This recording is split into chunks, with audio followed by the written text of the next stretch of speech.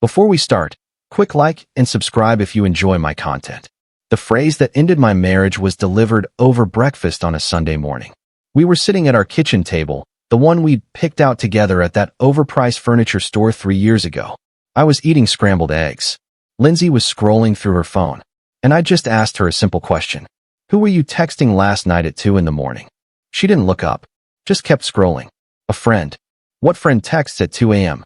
Someone going through something. Does it matter? Kind of. I woke up and you were in the bathroom with your phone for 20 minutes. She finally looked at me, set her phone down, sighed like I was a child asking why the sky is blue. Nathan, you need to get over this insecurity thing. It's exhausting. I'm not insecure. I'm asking a reasonable question. You're questioning me about texts. That's insecure. You were locked in the bathroom at 2 in the morning texting someone. That's suspicious. She laughed. Actually laughed. Suspicious. Listen to yourself. This is why we have problems. We have problems because you won't answer a simple question. We have problems because you don't trust me. And honestly, get over it. I'm not doing this interrogation thing every time my phone buzzes. Get over it. Those 3 words. Delivered like a command. Like I was the problem for noticing her behavior had changed over the past few months. I'm Nathan Morrison. I'm 39 years old. I own a mid-sized landscaping company with 15 employees. We do residential and commercial work. Design, installation, maintenance. Good money. Honest work. Lindsay is 36. She works as a real estate agent. High-end properties. She's good at her job. Charismatic. People trust her. We've been married 11 years. Got together when I was 28 and just starting my business. She was finishing her real estate courses. We built our lives together. Bought a house in a good neighborhood. 2 cars. A timeshare in the mountains we barely used. The American dream on paper. But somewhere in year 9, things shifted. Lindsay started working longer hours. More weekend open houses. More evening showings. Her phone became an extension of her hand. At first, I didn't think much of it. Real estate is demanding. I understood that. My own business kept me busy. But then the small things started adding up. She changed her passwords. Used to be we shared everything. Now her phone had a passcode I didn't know. Her laptop required a fingerprint I didn't have. She started dressing differently. More expensive clothes. More attention to makeup even for casual showings. She'd always been put together, but this was different. This was effort.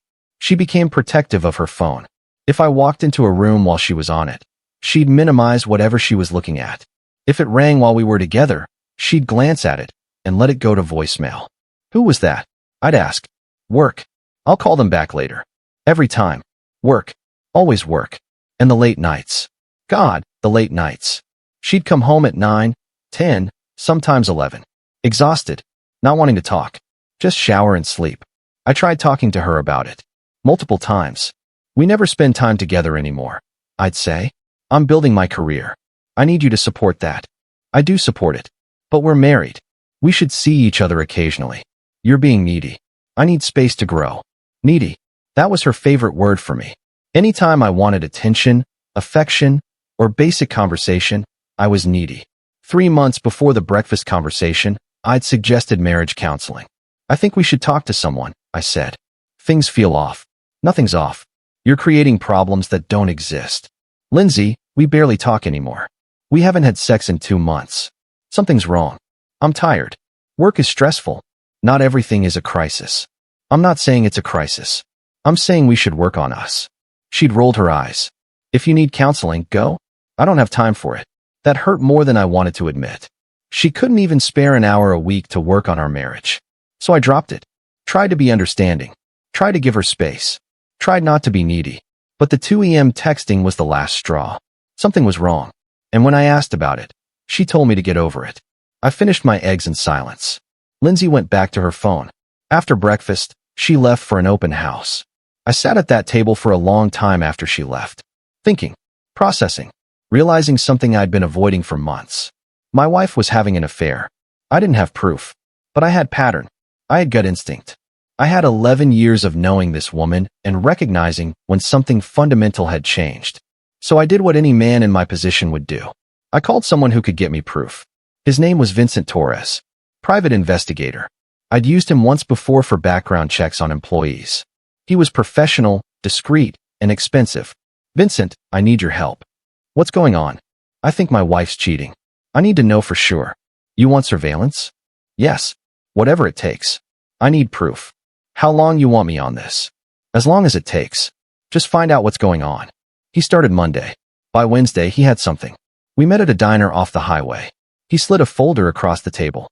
Your wife's been meeting someone. Guy named Ryan Castellano. Also in real estate. They've been meeting 2 to 3 times a week for the past month.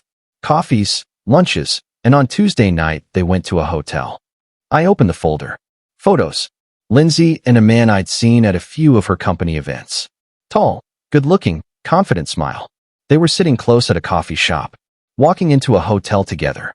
His hand on her lower back in the parking lot. How long has this been going on? Based on what I've observed, at least a month. Could be longer. I stared at the photos. My wife. With another man. In a hotel. You want me to keep watching? Vincent asked. No. This is enough. What are you going to do? I'm going to end my marriage. I didn't go home that night. I checked into a hotel and spent the evening making calls. First to a divorce attorney. Then to my accountant. Then to my business partner, Greg. Greg and I had started the landscaping company together 12 years ago. We were 50-50 partners. The business was worth about $2 million now. Assets, equipment, contracts, reputation. Greg, I need to talk to you about something. What's up? Lindsay's been cheating. I'm filing for divorce. Jesus. You sure? I have photos. Private investigator confirmed it. Damn. I'm sorry, man. What do you need from me? I need to protect the business. Can she go after my share? She can try. But we have a partnership agreement that protects against that. Your share stays yours unless you sell it. She might be entitled to some of the increase in value during the marriage, but not the business itself. Good. I need to talk to a lawyer about this. Make sure everything's locked down. I'm here if you need anything. Thanks. The divorce attorney was a woman named Patricia Simmons. She came highly recommended. Tough, smart, didn't take shit from anyone. I met with her Thursday afternoon. Showed her the photos. Explained the situation. I want out, I said. Fast and clean. But I'm not giving her anything she's not entitled to. What assets are we talking about? The house. Worth about $600K, we owe $200K. 2 cars, both paid off. Joint bank accounts with about $80K. My business, worth roughly $2 million, but I'm a 50-50 partner so my share is worth about $1 million. She has her own retirement accounts. I have mine. Patricia made notes. The business is separate property if you started it before marriage. I started it a year before we got married. But it's grown significantly since then. She can claim a portion of the growth. But the business itself is protected. What about the house? We bought it 4 years ago. Joint purchase. Okay, that's marital property. We'll need to figure out who keeps it, or if you sell and split. What do you want? I want the house. I'll buy her out. What about alimony? She makes good money. I make good money. I don't think either of us needs support. Good. Let's aim for a clean split. Assets divided fairly, no ongoing support. With the infidelity, we have leverage. She won't want this to get messy. When can we file? I can have papers ready by Monday. You want to serve her at home or work? Home. I'll tell her this weekend. I want to be the one to tell her. All right. I'll draft everything. Once you tell her, she'll probably lawyer up. Be prepared for pushback. I'm ready. That night, I went home. Lindsay was already there, sitting on the couch watching TV. Hey, she said without looking away from the screen. Where were you last night? Hotel. That got her attention. What? What? Because I needed space to think. About what? I sat down across from her. Pulled out my phone. Opened the photos Vincent had sent me. Turned the screen toward her. About this. Her face went white. She stared at the photos. Her and Ryan. The coffee shop. The hotel. The parking lot. Where did you get these? She asked quietly. Private investigator. I hired him earlier this week. You had me followed? You've been cheating. For at least a month. Probably longer. She opened her mouth. Closed it. Looked at the photos again. It's not what it looks like. It looks like you walking into a hotel with another man. What else could it be? We're friends. We were talking about a deal. In a hotel room? For 3 hours. She didn't have an answer. Lindsay, I'm not stupid. I know what's been going on. The late nights. The secrets. The phone calls. You've been having an affair. She set her jaw. Fine. Yes. I've been seeing Ryan. But it's not serious. Not serious. I repeated. You've been sleeping with him for weeks or months, and it's not serious? It's complicated. It's cheating. That's not complicated at all. You don't understand. You've been so distant, so wrapped up in your work. I needed someone who paid attention to me. I almost laughed. I've been distant. I've been begging you to spend time with me. I suggested counseling. I tried everything to connect with you. You were the one who pulled away. Because you were smothering me. Wanting to see my wife occasionally isn't smothering. It's normal. She stood up. So what? You're going to punish me for this. Make me feel bad. I'm going to divorce you. She froze. You're not serious. I'm completely serious. I'm filing Monday. You'll be served next week. Nathan, wait. Let's talk about this. We can work it out. There's nothing to work out. You cheated. You lied. And when I asked you about the texts, you told me to get over it. So I'm getting over you. You're overreacting. I'm reacting appropriately. You broke our vows. I'm ending our marriage. Her expression changed. From panic to anger. Fine. If that's how you want to play this, I'll get a lawyer. And I'll take you for everything. You can try, but infidelity doesn't play well in court. You'll get what you're legally entitled to and nothing more. We'll see about that. She grabbed her purse and keys. I'm staying somewhere else tonight. Take your time. Actually, don't come back. I'll have your things packed by the weekend. She stared at me like she'd never seen me before. Then she walked out. I sat in the quiet house and felt a strange calm. Like I'd been holding my breath for months and finally exhaled. The next morning, I started packing her things. Clothes, toiletries, personal items. I wasn't vindictive about it. Just methodical. Everything that was hers went into boxes. By Saturday afternoon, I had everything packed and stacked in the garage. I texted her. Your things are in the garage. Come get them whenever. She didn't respond. Sunday morning, I went to the hardware store and bought new locks. Changed every lock on every door. It felt good. Symbolic. Monday, Patricia filed the papers. Lindsay was served Tuesday at her office. She called me immediately. I didn't answer. She left a voicemail. Nathan, this is insane. You can't just kick me out of my own house and file for divorce without talking to me. Call me back. We need to discuss this like adults. I didn't call back. I forwarded the voicemail to Patricia. An hour later, Patricia called me. Her lawyer just reached out. She's lawyered up fast. Who'd she hire? Kenneth Morrison. He's aggressive. Expensive. She's not going down without a fight. What's her angle? He's claiming you forced her out of the house. That you changed the locks without notice. He's threatening to file a motion to get her back in. Can he do that? He can try. But you have the photos. She cheated. That gives us leverage. I'll respond that she voluntarily left after being confronted with evidence of her affair. She chose to leave. You just secured the property. Good. Over the next week, the lawyers went back and forth. Lindsay's lawyer demanded she get back in the house. Patricia refused unless Lindsay agreed to stay in a separate bedroom and follow house rules.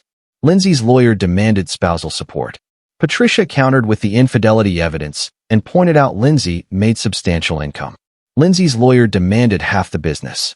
Patricia sent him the partnership agreement and premarital documentation showing the business existed before marriage. Everything was a fight. Every single asset.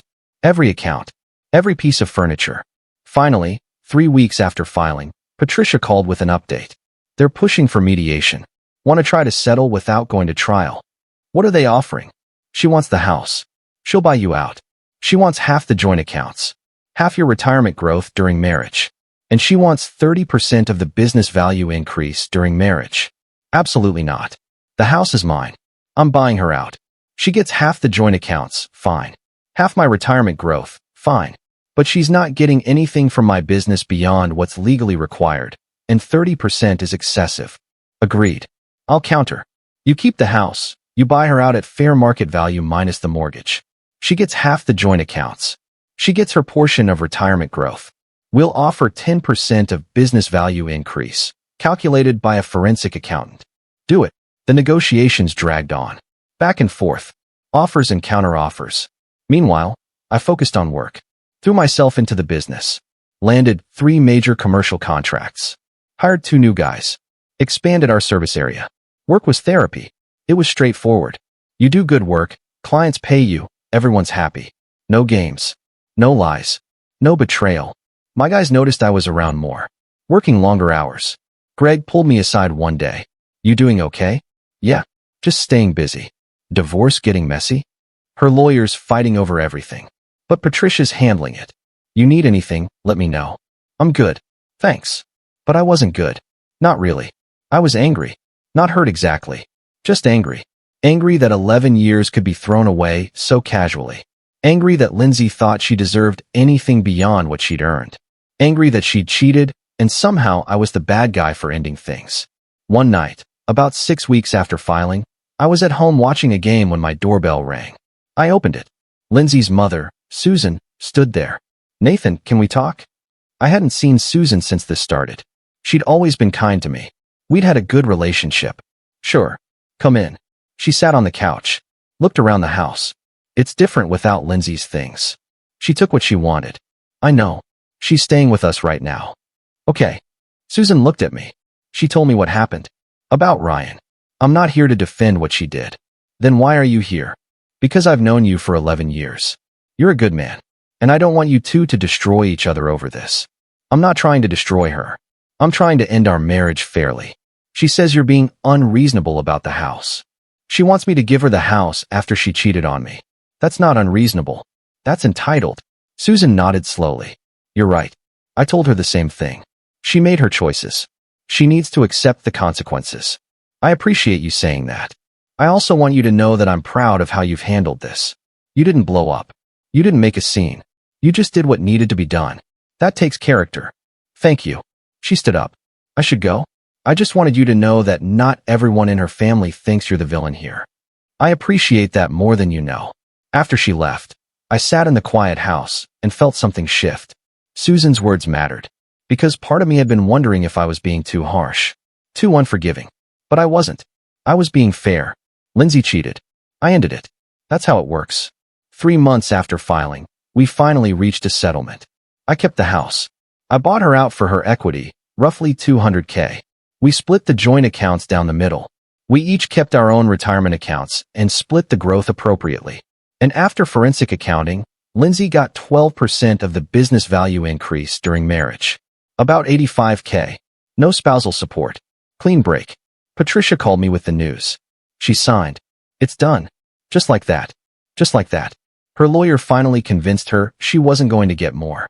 The infidelity killed any sympathy. You'll need to pay her the buyout and the business settlement within 30 days. Then you're free. I'll have the money ready. I paid her in full 2 weeks later. Cashier's check. No drama. Just numbers on paper. The divorce was finalized 60 days after that. No court appearance. No face-to-face meeting. Just signatures and stamps, and it was over. 11 years of marriage ended with paperwork. I took a week off after it finalized. Went to the mountains alone. Hiked. Read. Thought about what I wanted next. I realized something up there. I wasn't sad the marriage ended. I was sad I'd wasted time trying to save something that was already dead. Lindsay had checked out months, maybe years ago. I'd just been too loyal to see it. But now I saw it clearly. And I was free. When I got back, I dove into work with new energy. Greg noticed immediately. You seem different. I am different. I'm done carrying dead weight. The divorce is final? Yep. Paid her out. She's gone. I'm starting fresh. Good for you, man. You deserve better. I'm working on it. I started rebuilding my life. Small things at first. I redecorated the house. Got rid of furniture that reminded me of Lindsay. Bought new pieces that were mine. I joined a gym. Started working out consistently. Not to impress anyone. Just to feel strong. I reconnected with friends I'd lost touch with. Guys from college. Old work buddies. We'd grab beers, watch games, just hang out. It felt good. Normal. Like I was remembering how to be myself. About 6 months after the divorce, my buddy Derek set me up on a blind date. Her name's Allison. She's a teacher. Nice, funny, normal. I don't know if I'm ready to date. It's just dinner. No pressure. I agreed. Mostly to get Derek off my back. Allison was pretty. Brunette, warm smile, easy to talk to. We met at an Italian place downtown. So Derek tells me you own a landscaping company? She said. Yeah. Me and my partner. We've been doing it about 12 years now. That's impressive. Do you like it? I love it. It's honest work. You design something, build it, and people actually use it. There's satisfaction in that. She smiled. I get that. I teach 3rd grade. Same kind of feeling when a kid finally understands something they've been struggling with. We talked for 2 hours. Easy conversation. No awkwardness. She asked about my divorce. I gave her the short version. My ex cheated. I found out. I filed. It's been final for 6 months. That's rough. Are you over it? Yeah. I'm not angry anymore. I'm just done with that chapter. Good. Anger just weighs you down. Exactly. We went out again the next week. And the week after that. No rush. No pressure. Just getting to know each other.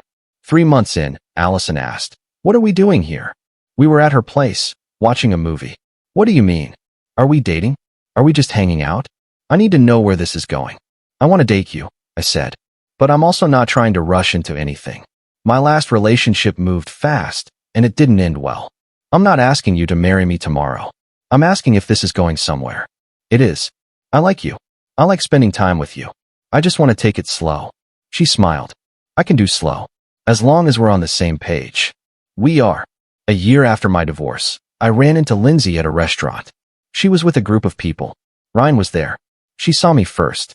Our eyes met across the room. She looked away quickly. I nodded politely and went back to my meal.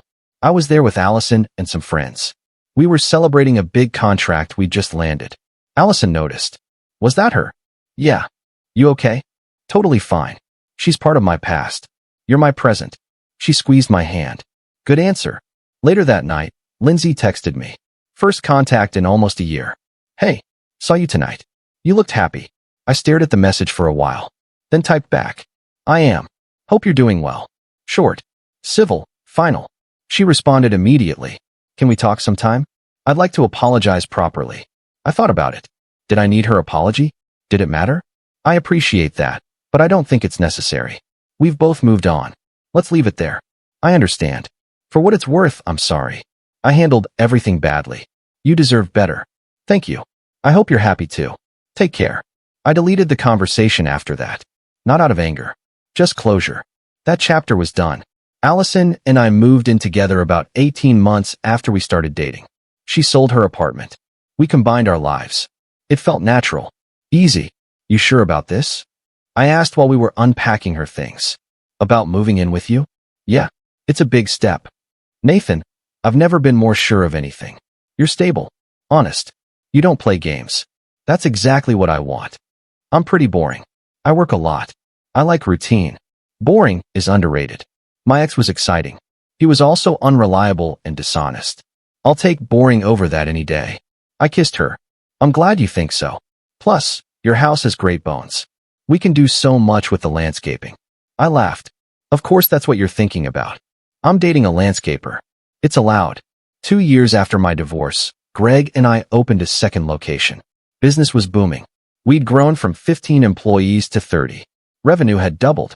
You've been on fire since the divorce, Greg said during a planning meeting. Focused, I corrected. I've been focused. Whatever you call it, it's working. You're a different guy than you were 3 years ago. I'm lighter. Turns out not being married to someone who's cheating on you does wonders for your mental health. He laughed. Fair point. You happy? Yeah, really happy. The business is good. Allison's great. Life's simple. Simple's good. It was. Simple was great. 3 years after my divorce, Allison and I got engaged. I proposed on a hiking trail we'd gone to a dozen times. Nothing elaborate. Just us and the view and a ring I'd picked out with her best friend's help. You sure about this? She asked, laughing and crying at the same time. Never been more sure of anything. Even though I'm moving into your ex-wife's house. It's not her house anymore. It's ours. I've replaced everything. New furniture. New paint. New memories. The only thing left from that life is the foundation. And we're building something better on it. You're such a sap. You love it. I do. We got married 6 months later. Small ceremony. Close friends and family. No drama. No stress. Just 2 people who wanted to spend their lives together. During the reception, Allison's dad gave a toast. I've watched Nathan with my daughter for 3 years now, and I can say without hesitation that he's one of the good ones. He's honest, loyal, hardworking. He treats her with respect. That's all a father can ask for. People clapped. I looked at Allison. She was crying happy tears. You good? I whispered. Perfect, she whispered back. Later that night, alone in our hotel room, she asked, do you ever think about Lindsay? Sometimes. Not often. What do you think about? How different everything is now. How much better? Better than your first marriage? In every way. We communicate. We respect each other. We're partners. That's what marriage should be. Do you regret how you handled the divorce? No. She cheated. She told me to get over it. So I got over her. That was the right move. You don't think you were too harsh? I was fair. There's a difference. She wanted me to accept disrespect. I refused. That's not harsh. That's self-respect. She nodded. I love that about you. You know your worth. Took me a while to learn it. But yeah, I know it now. For years after my divorce, I got an email. From Lindsay. Nathan, I know we haven't talked in years. I hope this email finds you well. I heard through mutual friends that you got remarried. Congratulations. You deserve happiness. I'm writing because I've been in therapy for the past 2 years, working through a lot of things. One of the exercises is making amends to people I've hurt. You're at the top of that list. I was a terrible wife. I was selfish, dishonest, and cruel. I cheated on you and then blamed you for my actions. I told you to get over your legitimate concerns instead of addressing the real problems.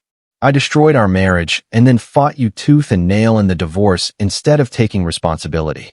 I don't expect forgiveness. I just want you to know that I see now how badly I treated you. You were a good husband.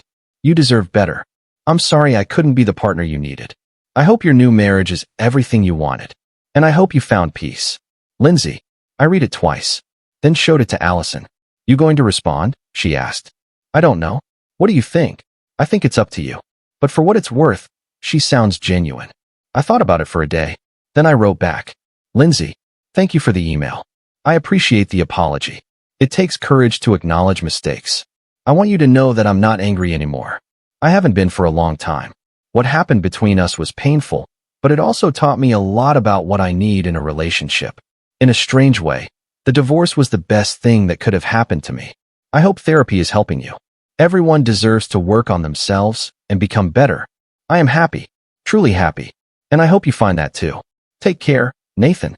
I sent it and felt nothing but peace. No lingering resentment. No bitterness. Just closure. Done. Allison asked. Done. That chapter is officially closed. Good. Now we can focus on our chapters. What chapters are those? The ones where we build our life. Maybe start a family. Maybe expand the business more. Whatever we want. I pulled her close. I like the sound of that. 5 years after my divorce, Allison and I had our first child. A daughter we named Emma. She was perfect. Holding her in the hospital, I thought about how different my life had turned out than I'd expected. If someone had told me 5 years ago that I'd be divorced, remarried, and holding my daughter, I wouldn't have believed them. But here I was. Happy. Fulfilled. Surrounded by people who loved me. You okay? Allison asked from the hospital bed. More than okay. This is everything. Even better than perfectly maintained lawns. I laughed. Even better than that. Life settled into a new rhythm. Work. Family. Balance. We bought a bigger house with space for Emma to grow. Allison cut back to part-time teaching. I promoted one of my guys to manager so I could spend more time at home. Greg noticed the change. You're different again. How so? Softer. Happier. Dad, life looks good on you. It feels good. This is what I was supposed to be doing all along. Not fighting with an ex-wife over assets. Definitely not that. Speaking of which, you ever hear from Lindsay? She emailed a while back. Apologized for everything. We exchanged a few messages. That was it. You ever regret how things went down? No. She cheated. I ended it. I protected what was mine legally. That's how it should work. You took everything legal, huh? Everything I was entitled to. Nothing more, nothing less. She wanted me to just accept the disrespect and move on. Instead, I moved on from her. Best decision I ever made. Amen to that. 6 years after my divorce, I was at a coffee shop with Emma when Lindsay walked in. She was alone. We made eye contact. She smiled tentatively. I smiled back. Hi, she said, walking over. Hey, how are you? I'm good. Really good. She looked at Emma. Is this your daughter? Yeah. Emma, say hi. Emma waved shyly. She's beautiful, Lindsay said. Congratulations. Thanks. How are you doing? Good. I'm engaged actually. Getting married next spring. That's great. Congratulations. To Ryan? I didn't ask, but she answered anyway. No, we broke up a year after your divorce. I'm marrying someone I met in therapy group, actually. He's great. Patient. Kind. Nothing like my old life. I'm happy for you. Thanks. I saw you from across the shop and I wanted to say hi. I'm glad you're doing well. You look happy. I am. I hope you find the same. I think I have. Finally, we said goodbye. Emma and I finished our coffee and went home. Who was that lady? Emma asked in her car seat. Just someone I used to know, sweetheart. She seemed nice. She's working on it. That night, I told Allison about the encounter. How did it feel seeing her, she asked. Neutral, like running into an old coworker. There's no feeling there anymore. Just distant memory. That's healthy. It is. Because she's not part of my life anymore. You and Emma are my life. The business. Our home. That's what matters. I'm glad you got over her. I smiled. She told me to get over it. So I got over her. And I took everything I was legally entitled to. Best revenge is living well. That's not revenge. That's just good living. You're right. It's not revenge at all. It's just what I deserved. 7 years after my divorce, the business hit $5 million in annual revenue. Greg and I celebrated with the whole team. 35 employees now. 3 locations. A reputation for quality that kept clients coming back and referring their friends. We've come a long way, Greg said, raising his beer at the celebration dinner. We have, and we're just getting started. You think you'd be here if you were still with Lindsay? I thought about it honestly. No, she was a drain. Not just emotionally, but practically. The fighting, the distraction, the stress. All that energy went into the business after the divorce. So in a way, she did you a favor. In a way, yeah, but I wouldn't recommend the method. We laughed. The team laughed. It felt good to be surrounded by people who had my back. That night, lying in bed next to Allison with Emma asleep down the hall, I thought about the journey. From that Sunday morning breakfast, when Lindsay told me to get over it, to this moment 7 years later. I had gotten over it. But not in the way she meant. She meant get over her affair. Get over her lies. Accept the disrespect and move on with the marriage. Instead, I got over her. Over the marriage. Over the person I'd been when I tolerated behavior I should never have accepted.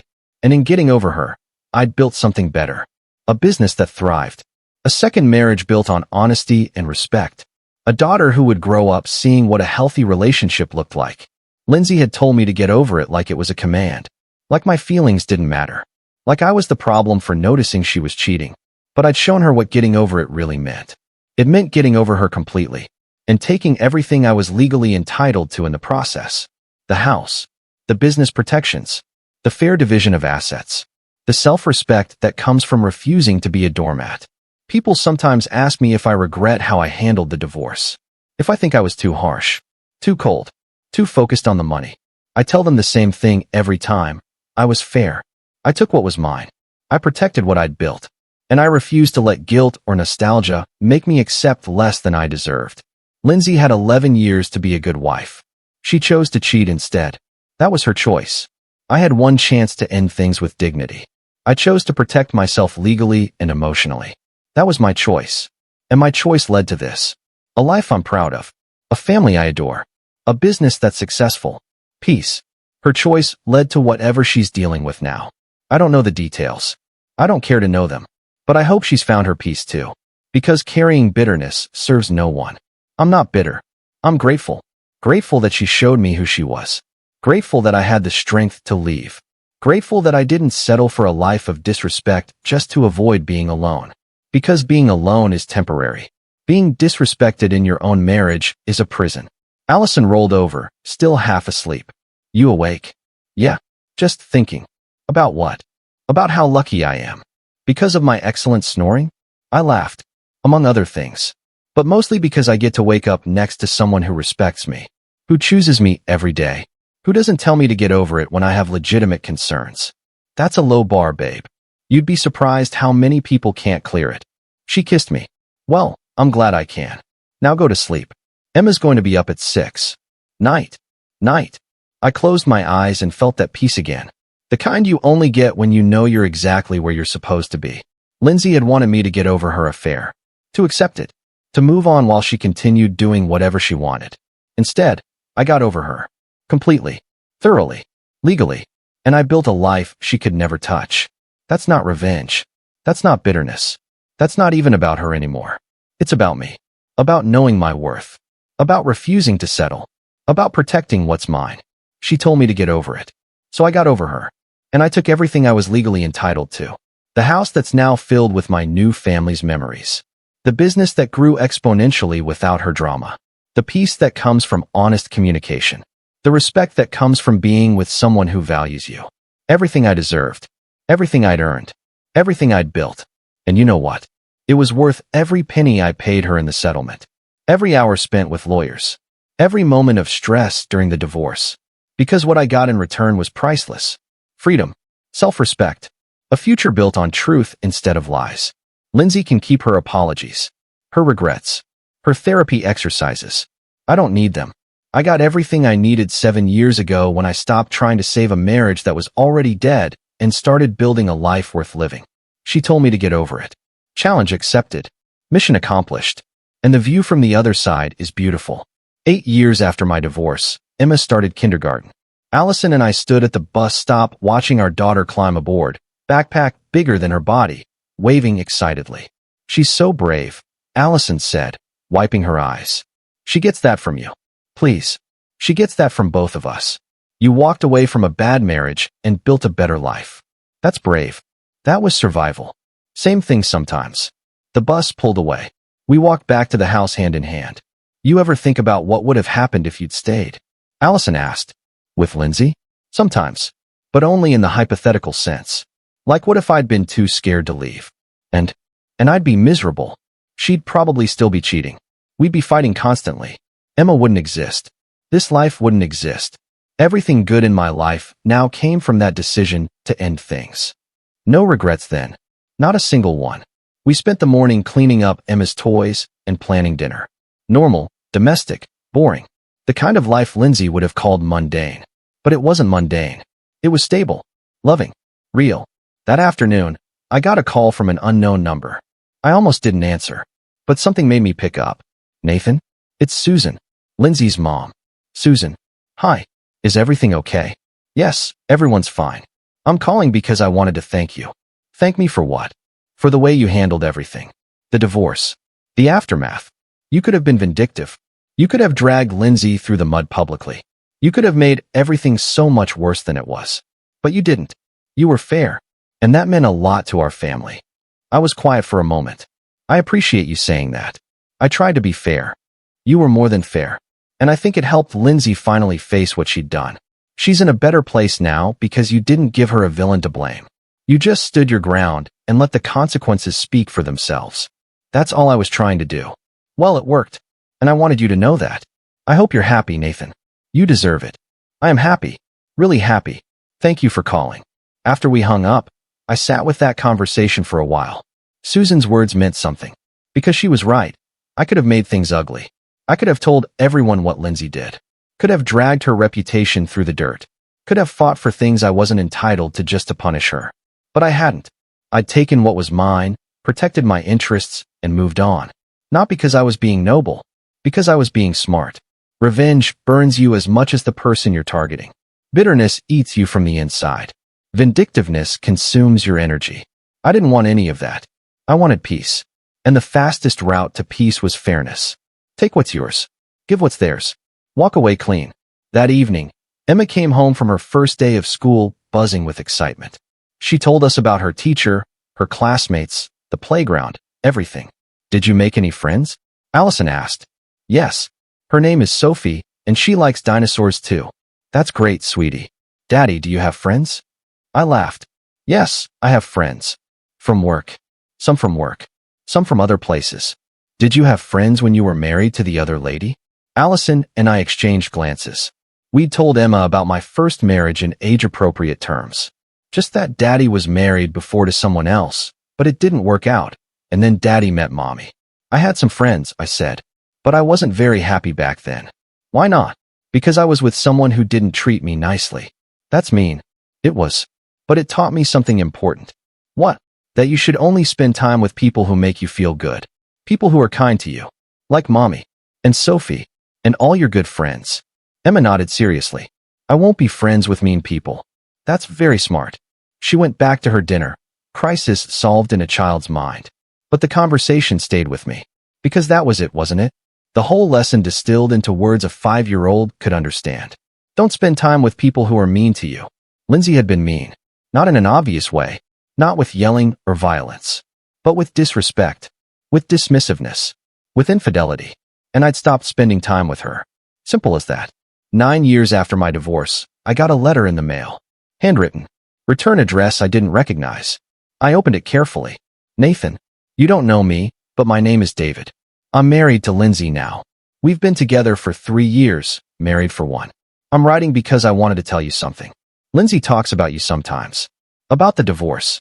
About how things ended. She's told me the whole story. What she did. How you handled it. And I wanted to say thank you. Thank you for standing your ground. For not accepting disrespect.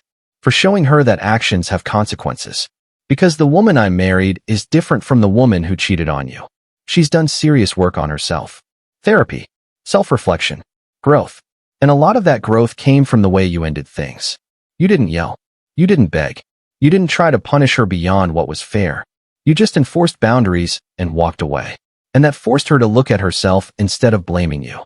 I benefit from that now. I get a wife who communicates. Who takes responsibility.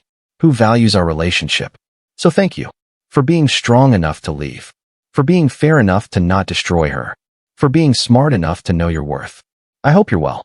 Lindsay says you remarried and have a daughter. I'm glad you found happiness. Best, David. I read the letter 3 times. Then I showed it to Allison.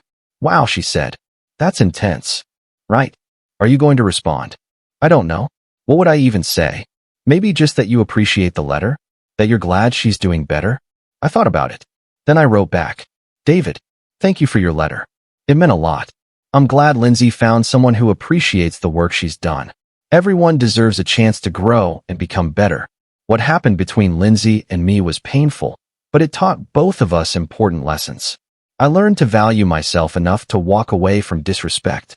Sounds like she learned to value her relationships enough to do the work. I hope you two have a long and happy marriage. You both deserve it. I am happy. Very happy. I wish you both the same. Nathan. I mailed it the next day and never thought about it again. Because that chapter was truly closed now. Lindsay had moved on. I'd moved on. We'd both built new lives with new people. And that was exactly how it should be. 10 years after my divorce, Greg retired. He sold me his half of the business for a fair price. I became the sole owner of something we'd built together. You sure about this? I asked him during the signing. I'm 62, Nathan. I'm tired. I want to travel with my wife while we still can. You've been running this place for years anyway. It's yours. It feels weird without you. You'll be fine. Better than fine. You've got good instincts. Trust them. We shook hands. He left. I sat in the office alone and realized something. Everything I had now, the business, the house, the family, the peace, I'd built it by making one decision 10 years ago. The decision to value myself enough to leave when I wasn't respected. That single decision had cascading effects. It led to the divorce, which led to rebuilding, which led to meeting Allison, which led to Emma, which led to focusing on work without distraction, which led to business growth, which led to this moment. One decision, 10 years of consequences, all positive, because I'd chosen myself, my dignity, my worth. Lindsay had told me to get over it, to accept her affair, to stay small and quiet and accepting. Instead, I got over her, took everything I was legally entitled to, and built an empire on the ashes of that dead marriage. Not an empire of money, though the money was nice. An empire of peace, of self-respect, of healthy relationships, of stability. Everything she'd called boring. Everything I'd learned to value. That night, I came home to Allison cooking dinner and Emma doing homework at the kitchen table. How was your day? Allison asked. Greg officially retired. I'm the sole owner now. Holy shit. Congratulations. Language, Emma said without looking up from her worksheet. We laughed. Sorry, sweetie, but this is big. How do you feel? Good. Proud. A little scared. But mostly good. You should be proud. You built this. We built this, I corrected. You supported me through everything.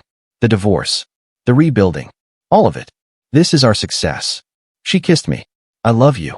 I love you too. Emma made a gagging sound. Gross. You won't think it's gross when you're older, I said. Yes, I will. We ate dinner as a family. Normal conversation. Emma's school day. Allison's work stories. My business updates. The mundane details of a life well lived. After Emma went to bed, Allison and I sat on the back porch with wine. 10 years, she said. 10 years what? Since your divorce. You told me once it was finalized almost exactly 10 years ago this month. Has it been that long? It has. How does it feel? Like a lifetime ago. Like it happened to a different person. In a way it did. You're not the same man you were then. No, I'm not. That guy was willing to tolerate disrespect to avoid confrontation. This guy knows better. I'm glad you learned that lesson. Even if it was painful. Me too. Because it led me here. To you. To Emma. To this life. I wouldn't change any of it. Not even the hard parts. Especially not the hard parts. They taught me what matters.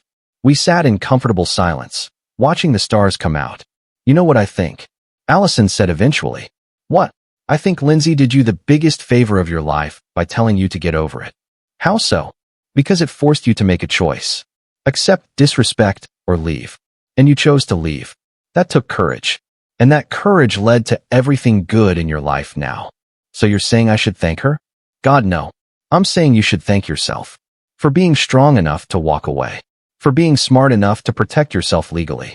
For being brave enough to start over. I like that better. You should. You earned this life. All of it. She was right. I had earned it.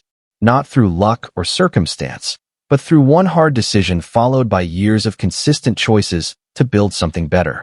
Lindsay had told me to get over it. And I had. Just not the way she expected. I got over her. Over the marriage. Over the version of myself that accepted less than I deserved. And in getting over it all, I found everything I needed. A partner who respected me. A daughter who loved me. A business that thrived. A life that felt right. Everything I was legally entitled to. Everything I'd earned. Everything I deserved.